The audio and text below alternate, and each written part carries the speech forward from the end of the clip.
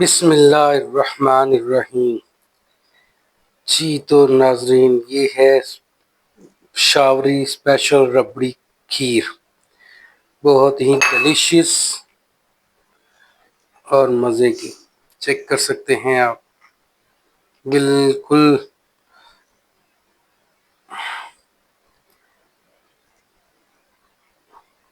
تو آج ہم بنائیں گے پشاور اسپیشل ربڑی کھیر۔ کھانے میں بہت ہی لذیذ ہے اور بنانے میں بہت ہی ایزی۔ بسم اللہ الرحمن الرحیم۔ جی سب دوستوں کا کیا حال ہے؟ میری طرف سے سب کو السلام علیکم۔ جی تو آج ہم بنانے والے ہیں پشاور اسپیشل ربڑی کھیر۔ دیکھنے میں بہت اچھی اور کھانے میں بہت لذیذ ہے اور بنانے میں بہت ایزی ہے۔ جی تو چلیں آئیں ہم آپ کو بتاتے ہیں آپ کن چیزوں کے ساتھ یہ پشاوری ربڑی کھیر بنا سکتے ہیں۔ تو آئیں آپ کو انٹروڈیوس کرتا ہوں۔ ہم جو آج پشاوری ربڑی کھیر بنا رہے ہیں وہ میں نے تقریباً 2 لیٹر دودھ لیا ہے۔ ہم لیٹر کہتے ہیں لیکن ایکچول میں 2 گڑویاں لے کے آئے ہوں۔ ہمارے ہاں گڑوی بھی ہے، لیٹر بھی ہے، تو یہ 2 لیٹر سے تھوڑا زیادہ ہی ہوتا ہے۔ اس میں سے میں نے تقریباً 200 ml یا 250 ml میں نے چھوٹے جگ میں نکال لیا ہے دودھ۔ اور اس کے علاوہ ہمیں چاول چاہیے جو کچی باسمتی ہو، آپ چاہے ٹوٹا بھی لے سکتے ہیں۔ تقریباً 1-1.5 گھنٹہ پہلے میں نے بھگو دیے ہیں۔ اس کے ساتھ میں نے پسے ہوئے بادام، پسا ہوا پستہ، پسی ہوئی الائچی اور گارنش کے لیے کٹے ہوئے بادام، اور اسی طرح مجھے سوکھا دودھ چاہیے، چینی، اور اس میں جو مین ہے وہ ہے رس، پاپے جس کو ہم بولتے ہیں، وہ یوز ہوں گے۔ تو چلیں سٹارٹ کرتے ہیں۔ یہ ہمارے مین انگریڈینٹس ہیں، تو چلیں سٹارٹ کرتے ہیں۔ ایزی وے میں آپ کو 20 سے 25 منٹ میں پشاوری ربڑی کھیر آپ کیسے بنا سکتے ہیں بتاتے ہیں آپ کو، تو کم ود می۔ جی تو میں نے ایک پین لیا ہے، میں نے مٹی کا پین لے کے آیا ہوں آج اسپیشل کھیر کے لیے۔ تو سب سے پہلے ہم اس میں ایڈ کرتے ہیں دودھ۔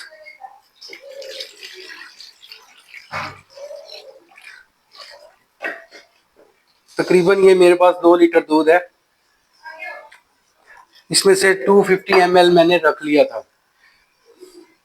دودھ کو میں نے ہائی فلیم پہ ڈال دیا ہے۔ ابھی ہم اس کو ابال آنے تک پکائیں گے۔ اس کے ساتھ ہی میں دوسری سائڈ پہ کڑھائی رکھوں گا چاولوں کے لیے۔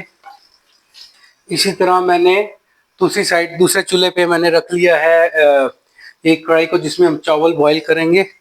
چاول کو آپ نے اچھی طرح سے دھو کے ڈپ کرنا ہے۔ ہم اسی ہی پانی میں یہ چاول جو ہے وہ ڈال دیں گے۔ جی تو اس میں ہم یہ چاول ایڈ کر دیں گے۔ اس میں ہم تھوڑا پانی ایڈ کریں گے، یہ تقریباً 1 سے 1.5 کپ اور پانی ایڈ کر دیں گے ہم۔ جی تو چاولوں کو میں نے ڈک دیا ہے، یہ جو ہی نرم ہوتے ہیں تو پھر کرتے ہیں، ہم نیکسٹ اسٹیپ کی طرف چلتے ہیں۔ جی تو دودھ میں ہمارے ابال آ چکا ہے، آلموسٹ دودھ ہونے والا ہے۔ تو اب اس میں ہم تقریباً 1 ٹی اسپون جو ہے نا وہ الائچی پاؤڈر ایڈ کر دیں گے، تاکہ اس کی ایک الائچی پاؤڈر سے اس کی بہت مزے کی خوشبو، الائچی پاؤڈر کی وجہ سے ٹیسٹ بھی بہت اچھا آتا ہے۔ تو اس کو اچھے سے مکس ویل کریں گے، الائچی سے کھانے کا ذائقہ بنتا ہے۔ جی تو دودھ ہمارا بوائل ہو گیا ہے۔ اسی طرح ادھر چاول بھی آلموسٹ ہمارے ڈن ہو چکے ہیں۔ دودھ کی ہم آنچ کریں گے ابھی ہلکی، نیچے سے لو فلیم کر دیں گے، اور آپ کو چاول بھی دکھاتے ہیں۔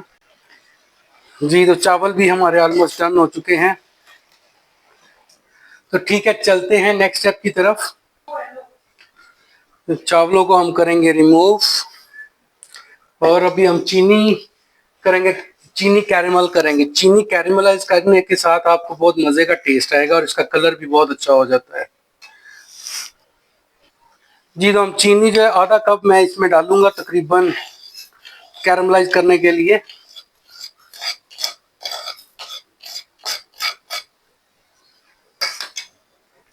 جی تو یہ چینی ہم نے ایڈ کی، اس کو بالکل لو فلیم پہ آپ کو کیرملائز کرنا ہے۔ تو چینی ہماری جو ہی سٹارٹ ہوگی میلٹ ہونا، ہم آپ کو دکھاتے ہیں۔ جی تو نیکسٹ اسٹیپ پہ ہمیں چاہیے رس، جو میں نے آپ کو شروع میں بتایا ہے، اس کا بہت ہی مزے کا فلیور آئے گا رس ڈالنے سے۔ تو اس کو ہم ڈالیں گے جگ کے اندر۔ تقریباً 8 رس میں نے یوز کیے ہیں اس میں۔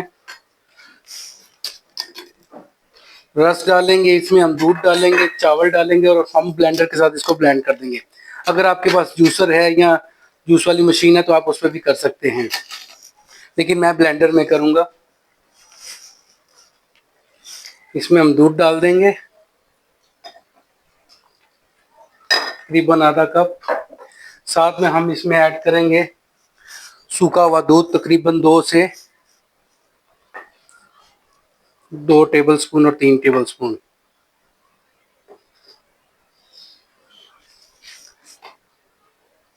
ये तो हम इसको ब्लेंड करेंगे।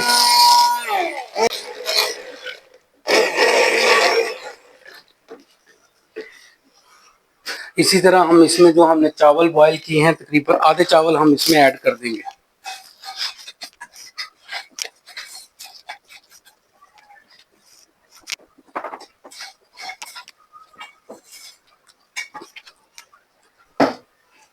और इसको भी इसके अंदर ही ग्राइंडर के साथ ग्राइंड कर देंगे।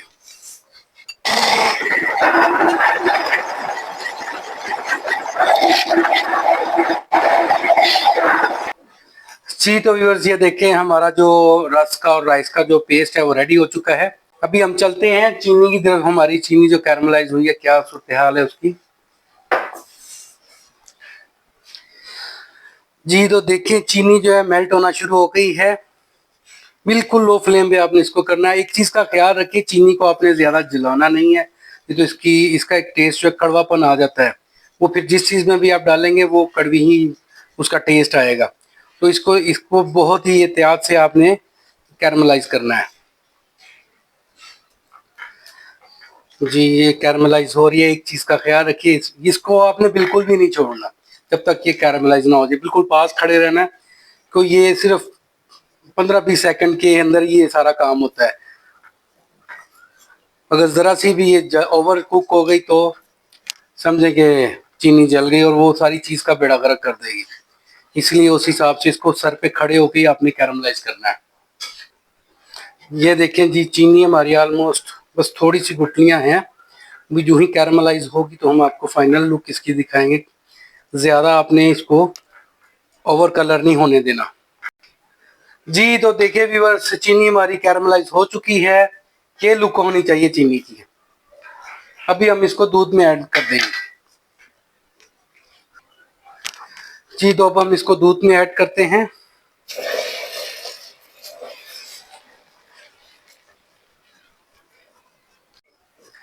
जी तो चीनी को हमने दूध में ऐड किया था। ये अभी हम थोड़ी सी कैरमल रह गई थी, हम इसी दूध में ऐड करेंगे। अच्छा, इसमें एक चीज आपको दिखाते हैं। मतलब चीनी जब आपने दूध में ऐड करनी है तो वो इस शेप में कुछ आ जाएगी, इस तरह की शेप में। तो आपने टेंशन नहीं लेनी, ये थोड़ी देर में ही मेल्ट हो जाएगी पूरे दूध के अंदर। इसको चीनी को आपने अच्छी तरह से मिक्स करना है। दूध का कलर बहुत ही अच्छा आ गया है, सेम लाइक जैसे आपने बहुत सारा खोया डाला हुआ है। जी तो दूध में हमने ये चीनी डाल दी है, कलर बहुत ही प्यारा आ गया है। अभी हम इसमें वो जो मिक्सचर हमने बनाया था रस का और राइस का, वो ऐड करेंगे। इससे इसका खीर जो है हमारी यमी और टेस्टी किस्म की रेडी हो जाएगी। इसको अच्छे से मिक्स करने का है। इसको आपने हाई फ्लेम पे पकाना है। चूंकि इसका उबाल आ जाए फिर इसको आपने मीडियम से लो फ्लेम के दरमियान में पकाना है, थिक करना है इसको। जी तो दूध हमारा ऑलमोस्ट, ये दोनों चीजें हमने मिक्स कर दी हैं। अभी हम इसमें ऐड करेंगे चीनी।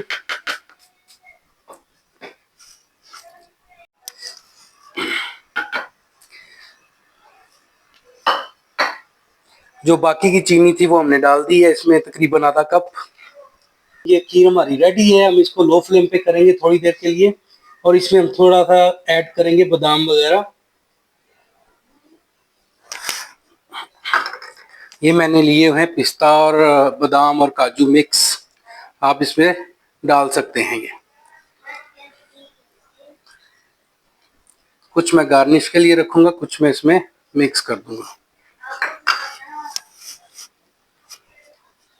बहुत ही मजे की और खुशबूदार पेशावर रबड़ी खीर जो है वो रेडी है। तो अभी हम इसको करेंगे डिश आउट। देखें जी, बहुत मजे का पेस्ट इसका रेडी है।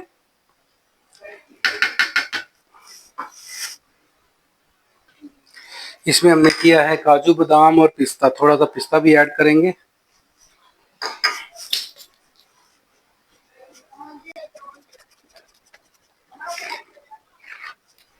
इस चीज का ख्याल रखें, ये नीचे नहीं लगनी चाहिए।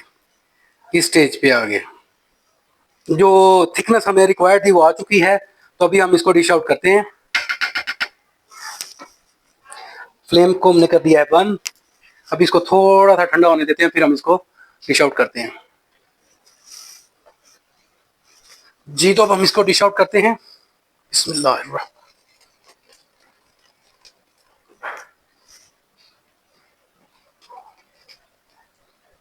बहुत ही खूबसूरत कलर है इसका।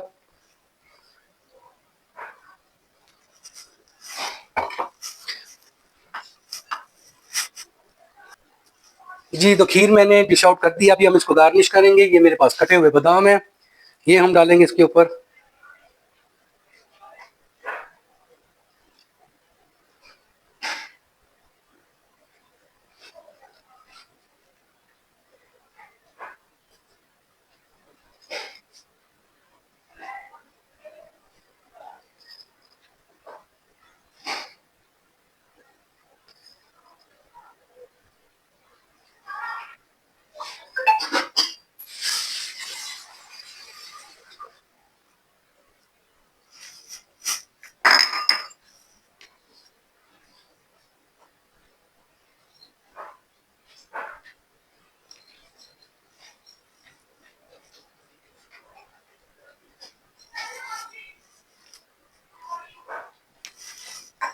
जी तो ये हमारे पास पिस्ता है, थोड़ा सा इसको भी ऐड कर देंगे खूबसूरती के लिए।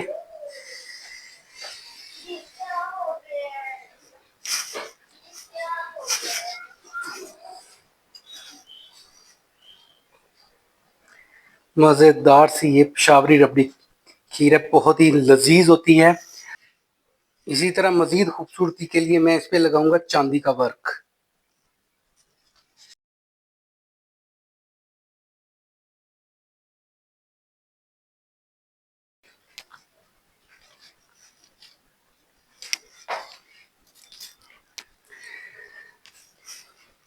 जी तो ये हमारी मज़ेदार किस्म की पेशावरी रबड़ी खीर रेडी है। ये देखें जी, खूबसूरत सा व्यू।